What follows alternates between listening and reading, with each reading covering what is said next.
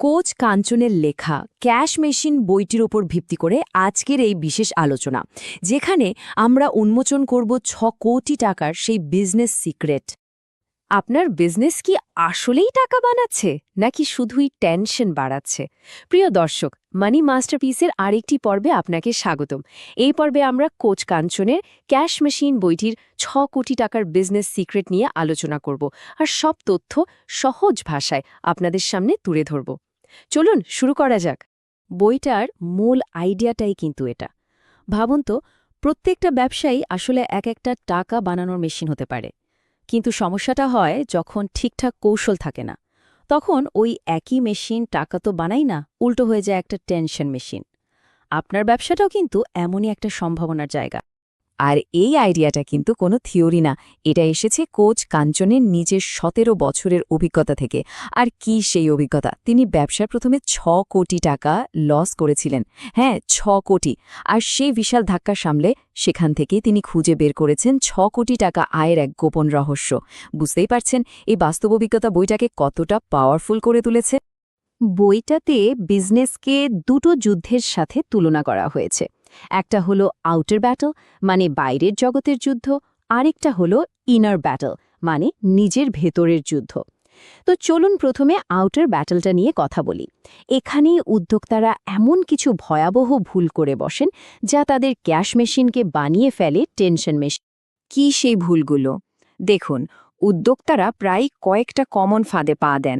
যেমন, অনেকেই ভাবেন যে শুধু প্রোডাক্ট বা সার্ভিসটা ভালো হলেই ব্যবসা একদম দৌড়াবে। আবার অনেকে তো হয়ে যান চিফ এভরিথিং অফিসার, মানে একাই সব সামলাতে গিয়ে কোনোটাই আর ঠিকমতো করতে পারেন না।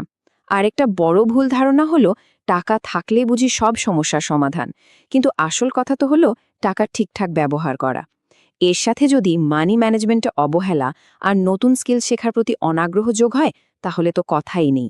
এই ৫টা ভুলই কিন্তু একটা ব্যবসাকে ডোবানোর জন্য যথেষ্ট। বিশেষ করে প্রথম ভুলটা নিয়ে আরেকটু ভাবা যাক, মানে শুধু প্রোডাক্টের ওপর ফোকাস করা। মার্কেটিং গুরু সেথ গোডিন কি বলেছেন জানেন? তিনি বলেন, মার্কেটিং এখন আর আপনার তৈরি করা পণ্য নিয়ে নয়, বরং আপনি যে গল্প বলেন তা নিয়ে। এর মানে কি? মানে হলো, আপনার মতো প্রোডাক্ট তো অনেকেই বানাতে পারে, তাই না? কিন্তু কাস্টমারের মনে জায়গা করে নেওয়ার মতো গল্প কজন বলতে পারে? আসল খেলাটা কিন্তু এখানেই। আচ্ছা, ভুলগুলো তো বোঝা গেল। এখন প্রশ্ন হলো, সমাধানটা কি? এখানেই আসছে আউটার ব্যাটলের দ্বিতীয় পাঠ। লেখক এখানে কোটি টাকা আয়ের একটা দারুণ ম্যাথমেটিক্যাল ফর্মুলা দিয়েছেন। চলুন সিক্রেটটা জেনে নেওয়া যাক। ৮,৩৩৪। হ্যাঁ, এই সংখ্যাটাই। দেখে একটু অবাক লাগছে, তাই না? ভাবছেন এর মানে কি? বইটার ম্যাথটা কিন্তু খুবই সিম্পল। ধরুন, প্রত্যেক কাস্টমারের কাছ থেকে আপনার লাভ হচ্ছে ১২০০ টাকা।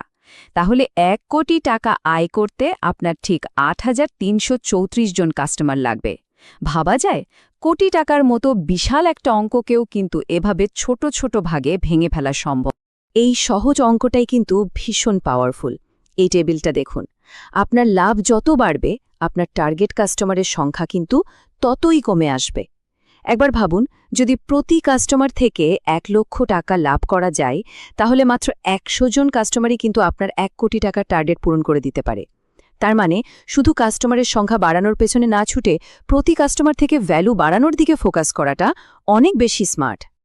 আর এখানেই কিন্তু আমাদের চিন্তার ধরনটা পুরোপুরি পাল্টে ফেলতে হবে। প্রশ্নটা এটা না যে আমি এত কাস্টমার পাবো কোথায়।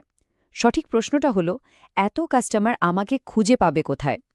আমাদের কাজ কাস্টমারের পেছনে ছোটা না, বরং এমন একটা সিস্টেম বানানো যাতে কাস্টমার নিজেই আমাদের খুঁজে নেয়। মার্কেটিং আর ব্র্যান্ডিং দিয়ে নিজেকে এমনভাবে তুলে ধরতে হবে যেন সঠিক মানুষটা নিজেই আপনার দরজায় চলে আসে। তাহলে কাস্টমারদের আকর্ষণ করার সেই আসল ফর্মুলাটা কি?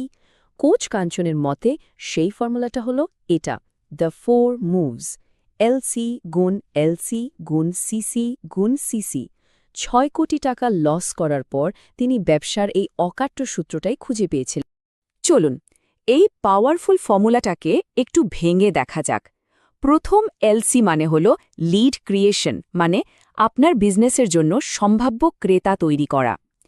দ্বিতীয় এলসি হল লিড কনভার্সন, মানে সেই সম্ভাব্য ক্রেতাদেরকে আসল কাস্টমারে পরিণত করা।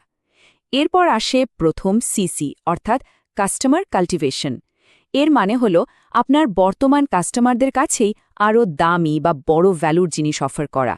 আর সবশেষে সবচেয়ে গুরুত্বপূর্ণ পার্ট দ্বিতীয় সিসি, মানে কাস্টমার কন্টিনিউয়েশন, মানে হলো আপনার পুরনো কাস্টমারদের ধরে রাখা। একটা কথা মনে রাখবেন, নতুন কাস্টমার আনার চেয়ে পুরনো কাস্টমার ধরে রাখার খরচ কিন্তু 5 গুণ কম। তো বাইরের জগতের যুদ্ধের কৌশল, মানে আউটার ব্যাটল, তো আমরা জানলাম, কিন্তু বইটার সবচেয়ে গুরুত্বপূর্ণ আলোচনাটা কিন্তু এখনও বাকি। আর সেটা হলো ইনার ব্যাটল, মানে আপনার নিজের ভেতরের যুদ্ধ। কারণ দিন শেষে আপনার মস্তিষ্কটাই হলো আপনার ব্যবসার আসল ক্যাশ মেশিন। পার্থক্যটা একদম পরিষ্কার। একদিকে আছে মার্কেটিং, সেলস, টিম ম্যানেজমেন্ট, এগুলো সব বাইরের লড়াই। কিন্তু আসল আর সবচেয়ে কঠিন যুদ্ধটা হয় আপনার ভেতরে, মানে আপনার মাইন্ডসেট, আপনার ফোকাস, আপনার বিশ্বাস।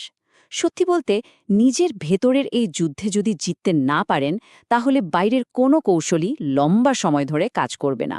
বিশেষ করে আজকের এই ডিজিটাল যুগে, যেখানে হাজারো জিনিস আমাদের মনোযোগ কেড়ে নেবার জন্য বসে আছে, সেখানে একজন উদ্যোক্তার সবচেয়ে বড় সম্পদ হল তার মনোযোগ বা ফোকাস। আর বিশাল সফলতার ফর্মুলাটাও কিন্তু খুব সহজ, স্মার্ট ওয়ার্কের সাথে কনসিস্টেন্সি বা ধারাবাহিকতা যোগ করা। শুধু গাধার মতো খাটুনি না, বরং সঠিক জায়গায় মনোযোগ দিয়ে স্মার্টলি আর নিয়মিত কাজ করে যাওয়াটাই আসল ব্যাপার। এই কথাটা একবার ভাবুন, দুঃখিত, আমি মন্দায় অংশগ্রহণ করতে পারছি না। এটা কিন্তু শুধু একটা লাইন না, এটা একটা মাইন্ডসেট। দেখুন, অর্থনৈতিক মন্দা, বাজারের খারাপ অবস্থা, এগুলো আসবে যাবে, কিন্তু একজন সফল উদ্যোক্তা এসব অজুহাতে কান দেন না। তিনি নিজের কাজটা করে যান। এই বিশ্বাসটা ভেতরে তৈরি করতে হবে যে বাইরের পরিস্থিতি যাই হোক না কেন, আমি আমার লক্ষ্যে স্থির থাকব। তাহলে চলুন আজকের পুরো আলোচনার মূল বিষয়গুলো একবার দেখে নিই। 1. আপনার বিজনেস একটা মেশিন, এটাকে টেনশন মেশিন না বানিয়ে ক্যাশ মেশিন বানান। 2. উদ্যোক্তার ভয়াবহ 5টি ভুল এড়িয়ে চলুন, বিশেষ করে শুধু পণ্যের উপর ফোকাস করার ভুলটা। 3. কোটি টাকা আয় করা আসলে একটা অঙ্কের খেলা, LC into LC into CC into CC, এই ফর্মুলাটা ব্যবহার করুন। আর 4, এবং সবচেয়ে জরুরি, আসল যুদ্ধটা কৌশলের নয়, মানসিকতার। আপনার ইনার ব্যাটল বা ভেতরের যুদ্ধে জেতাটা সবচেয়ে বেশি দরকারি। তো এখন প্রশ্নটা আপনার কাছে। আজকের এই আলোচনা থেকে পাওয়ার পর নিজের ব্যবসাকে একটা সত্যিকারের ক্যাশ মেশিনে পরিণত করার জন্য আজ আপনি প্রথম কোন পদক্ষেপটা নিতে যাচ্ছেন, আমাদের কমেন্ট করে জানাতে পারেন। কিন্তু ভিডিওটি শেষ পর্যন্ত দেখার জন্য ধন্যবাদ। মানি মাস্টারপিসের ব্যবসা এবং টাকা পয়সা সম্পর্কিত পরবর্তী গুরুত্বপূর্ণ ভিডিওগুলির জন্য লাইক, মন্তব্য, শেয়ার এবং সাবস্ক্রাইব করতে ভুলবেন না।